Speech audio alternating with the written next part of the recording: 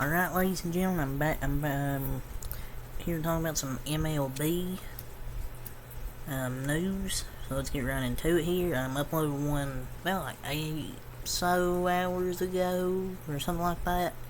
With the first one, there's a lot of news that I discussed, so if you want to check that one out, go check that out. But let's there's a few stories, about 6 or 7 here from Instagram, 358 Baseball. If you want to follow that, this is where I get all my rumors from, is 358 Baseball on Instagram. But let's get into it here. Episode 50. So first thing I'll talk about here is the Baltimore Orioles. And according to this report here, the Baltimore Orioles are reportedly viewed as, quote, measured buyers this trade deadline, with Baltimore said to be willing to deal from their surplus of position players in order to acquire pitching, per Buster Olney. And Olney also noted here that Baltimore is not, quote, fishing for big pricey deals at this time. So they're never big buyers, I swear. They never try and go out there and get a big time addition to the team. But they're never looking to actually pay anyone to build a powerhouse team. They take what they can get, then trade you. I guess owner cares about money in his pocket over winning. Like, they're winning right now.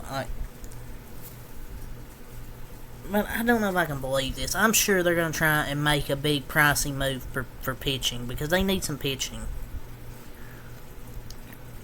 But I don't know. Like, they're great with getting young talent.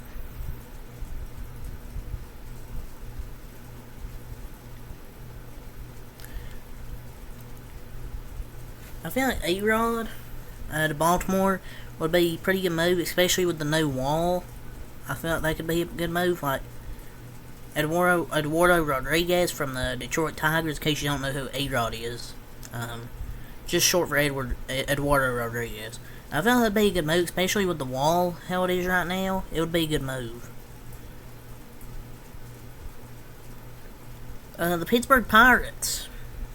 So, the Pittsburgh Pirates will reportedly, quote, listen to trade offers for all-star relief pitcher / closing pitcher David Bednar out of next Tuesday's trade deadline, per John Heyman. But the deal's probably not going to happen, because he won't be a free agent until like 2027.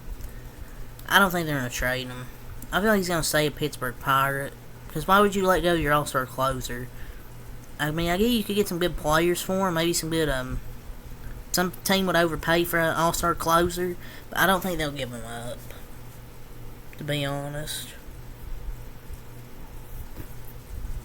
The Cincinnati Reds.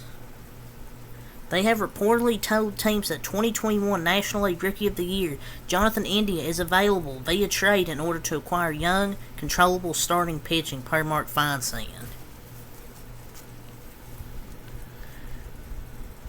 They have an abundance of infielders, which is pretty much a lot of infielders, so it pretty much makes sense.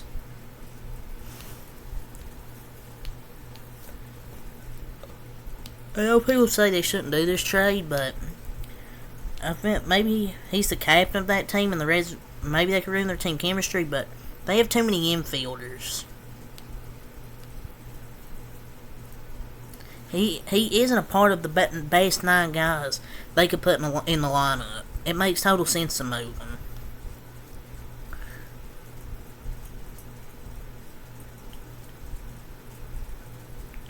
He's been brutal this year at times, but the team is streaky as well. I feel like they should just do it, though.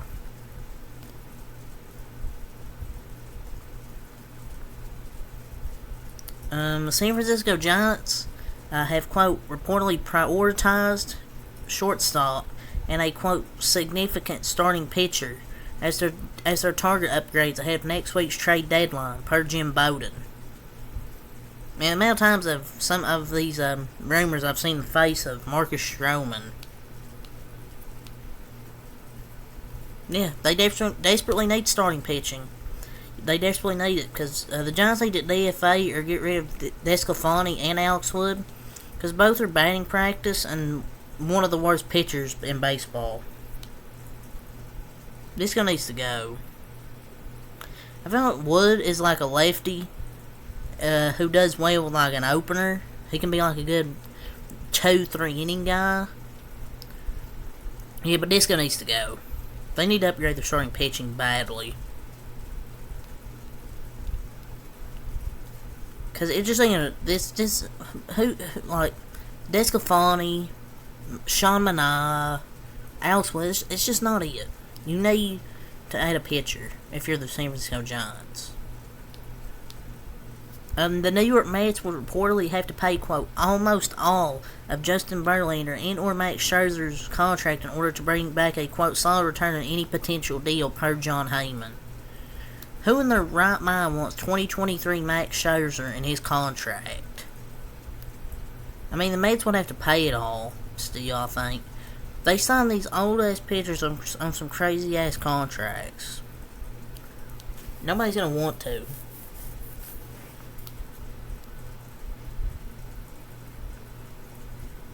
So the Los Angeles Angels have reportedly, quote, communicated Shohei Ohtani trade scenarios with other teams over the recent days, per Jon Morosi. Or Morosi, whatever.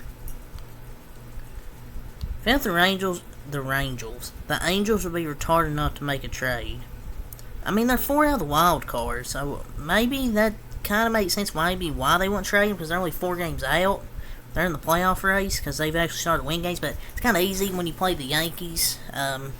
When they're not having a good year, they've been really struggling. The Pirates kind of easy, so it's a really easy part of the schedule there for the Los Angeles Angels. So the Los Angeles Dodgers are reportedly, quote, targeting Mets outfielders Mark Canha and Tommy Pham, along with Red Sox utility man Kike Hernandez as potential trade targets ahead of next week's trade deadline. Yeah, watch all the trade deadlines, Kike Hernandez.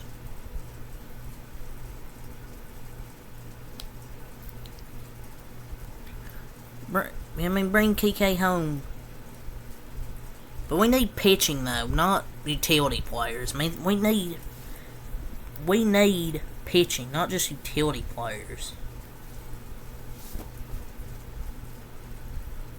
But it is what it is. I want us to bring back Kike, but I'd rather get some good starting pitching.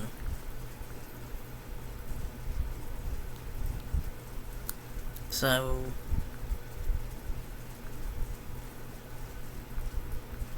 yeah. It's really all the MLB news. So until next time, peace.